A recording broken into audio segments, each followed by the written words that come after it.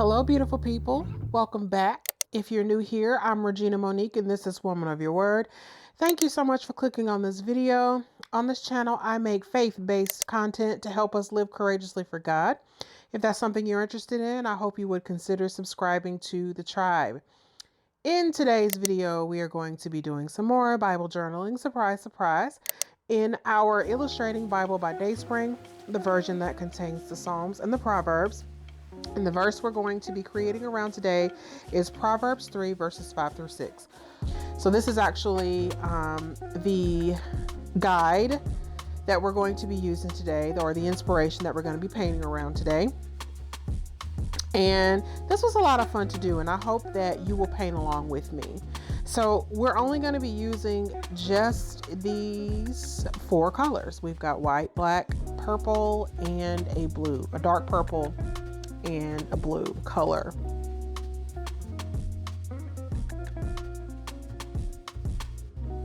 And seriously, I had a lot of fun doing this painting because it was so easy. Of course, as you know, all of these supplies will be listed down in the description, but here are the brushes that we're going to use, even a toothbrush we're going to use for some sprinkling of some white paint to get our stars. Of course, you guys know that I always tape off my words because I do not want to cover them up with the paint in this Bible. So we're going to start out with this background. This is that purple color. I don't know what shade of purple that is. I'll put it on the screen. This is the blue, and I'm going to take my flat brush and I'm going to wet it a little bit, and we're going to start with that purple color and start painting the sky.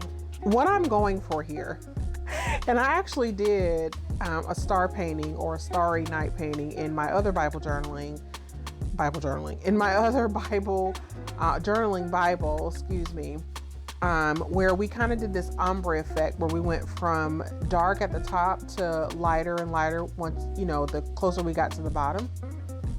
And so we're just going to be doing the same thing here. Taking that purple color, starting out at the top, and then blending it into the blue as we get closer to the bottom. Now, you'll see in a little while where I kind of had a little small faux pas. Well, it wasn't really a faux pas. It was just I didn't like how dark it was towards the bottom. And so I had to error correct. And so you'll see me kind of fix that and make the bottom a lot, well, not a lot lighter, but lighter than you see here with the blue. So just getting the paint on the page with this purple and this blue, trying to make that ombre effect. And I'm not going to take it all the way down to the bottom because that's actually going to be painted black. So I'm just leaving space at the bottom for the black. That's actually going to be like the grass.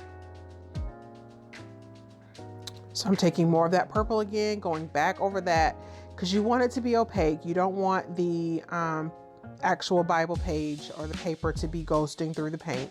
So try to get it as dark as you can. And be careful too, because when you have a lot of paint on a page that's like paper that's very thin, it's really easy for your paper to tear. And so while this, you know, these pages in this Bible is thicker than normal Bible pages, when that paper gets really wet, it makes it very, very, very,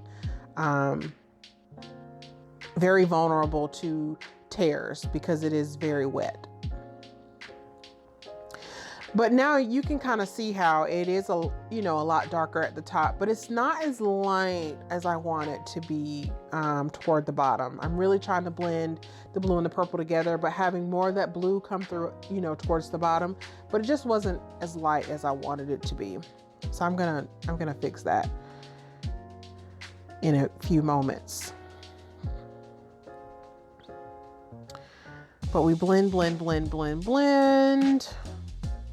until we get it the way we want it.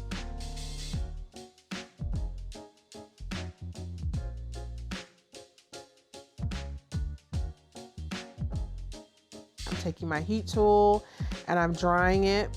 And again, it wasn't until after I dried it that I realized I don't really like how this looks. So I go back in again with some white this time and that blue to make it lighter towards the bottom. I think here I was just trying to darken up so the paper wasn't showing through. So I have my white paint and I'm going to mix it with the blue to get a lighter shade. And I'm gonna go over this. Now, it looks a hot mess.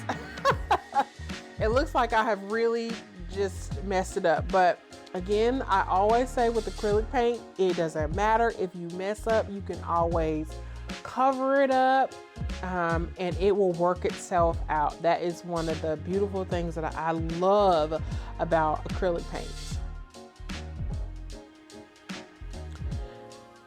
So it's a little lighter, so I'm taking more of the darker blue going over the top of that lighter blue that I just put down.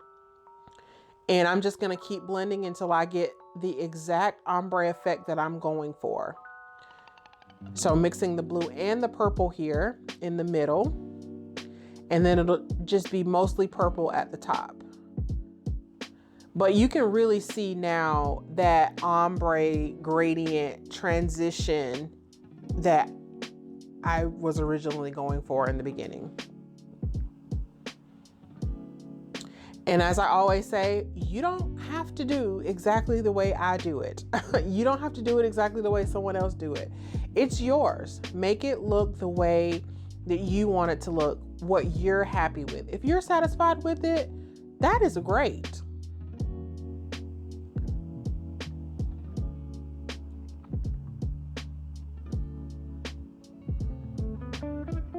But I'm just gonna keep on blending until it looks the way I want it to look.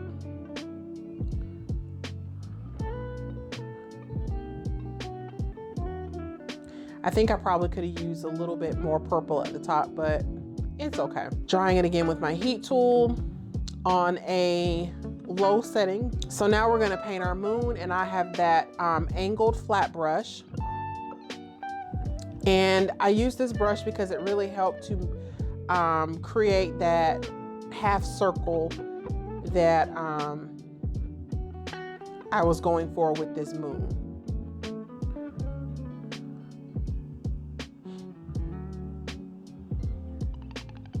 And you can make your moon as big or as small as you want it to be. It doesn't have to be this large. I probably could have went smaller, but hey, I love the way it turned out.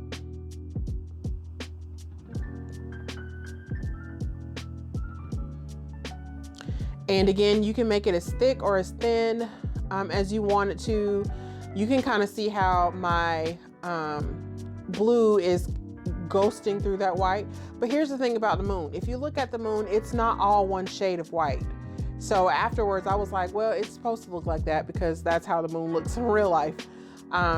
You notice that the moon has some shadowy, deeper shades. It's not all just white. Like there's some grayer parts, and then there's some white parts, just some different shadows and darker areas on the moon. So I'm drying it, and I don't think I go over it again with a second coat. Nope, I don't. So now we're going to do our stars. This is the fun part, but it can also be very, very messy. So you're going to take your toothbrush, get it a little damp in the water first, so that the paint evenly splatters. And then you're just going to take your finger and flick it all around that page. Now it will get everywhere, so make sure that you cover up what you don't want to get paint on. As you can see, I have my paper towel covering the words. I was getting paint all over that table, but my table is covered in paint anyway. I didn't really care. And then we're drying that with the heat tool. And now we're going to do our grass with the black paint. This was really, really easy, obviously. I'm just painting just that bottom section black, essentially. And I'm painting it high enough just to cover the bottom part of the moon. So it almost looked like It's like a moon set. Like if the moon was like behind a hill or something. I don't know. We'll stick with moon set. Now we're gonna take this little fan brush here, and this is how we're gonna do our grass, by making upward swipes in that black paint. And this is actually the first time I've ever done this technique with a brush like this. But you can see how it's making that, or giving that grass-like effect. So I just wet the tip of the paintbrush, swipe the excess paint off, because you don't want it to be like too thick. You don't want those swipes to be so thick. You want it to be very light and very faint, you know, to actually look like it's grass. And then we're just drying that. It's important that you dry between stages because you don't want to, you know, get paint on your hands as you're doing each part. But then it's also helpful to dry it too, because once you dry, you can see how opaque it really is, like if you need to do a second coat and that sort of thing. Now, what I'm doing here is I got a little bit too happy with that blue and that purple, and I was not paying attention to the tape. The whole point of putting the tape down, sis, was so you would not get paint on the words. Evidently, as you can see, I got a little little swipe happy, and I got some paint on my words. So I'm just taking white paint very lightly and covering up my mistake. And you can't really tell it.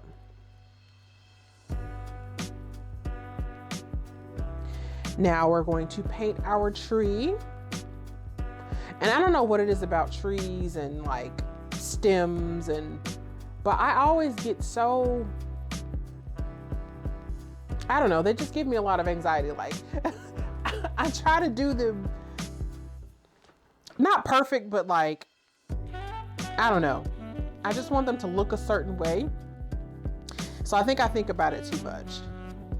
Don't think about it too much. Just make the shape of, you know, branches on a tree. Don't think about it too much. We're going to get those branches, and then we're going to do a few offshoots. And the thing about the offshoots, guys, is they're going to be covered up anyway. You know, they're more as a guide for you as to where to put the leaves on the tree. So again, don't think about it too much. Just make the shape because you're going to cover it up anyway. They're not even going to be seen. And we're going to do a couple more of these just to give it a little bit of balance, so it's not lopsided. Now it could be lopsided because, you know, nothing in nature is perfect, so it could definitely be lopsided.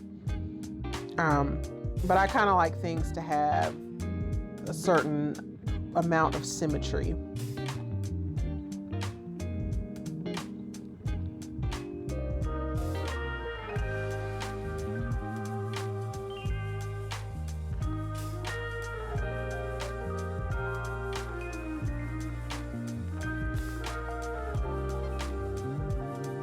Am I done? Okay, I'm done. So now we're going to take that bristle stippling brush. It's kind of a stiff bristle brush. And we're going to take it and dip it in that black paint, and we're going to stipple it on those offshoots on those branches. And you see what I mean by they're going to be covered up? Like, you can't really see it once you put that black paint down. But these are, you know, they are to represent the leaves on the trees.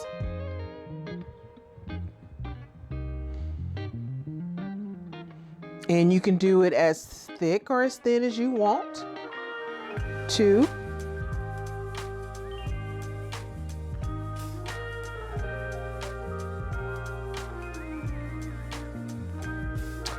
But I love how this is like a silhouette of a tree or a silhouette of the grass, because the light, the moonlight, is shining behind the grass and the tree.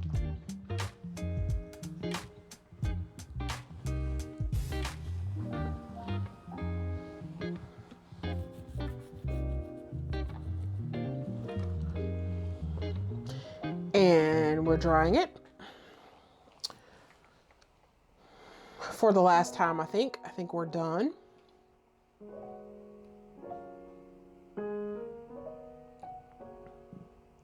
My favorite part, we take off our tape so we can see our nice clean lines. This was so easy to do.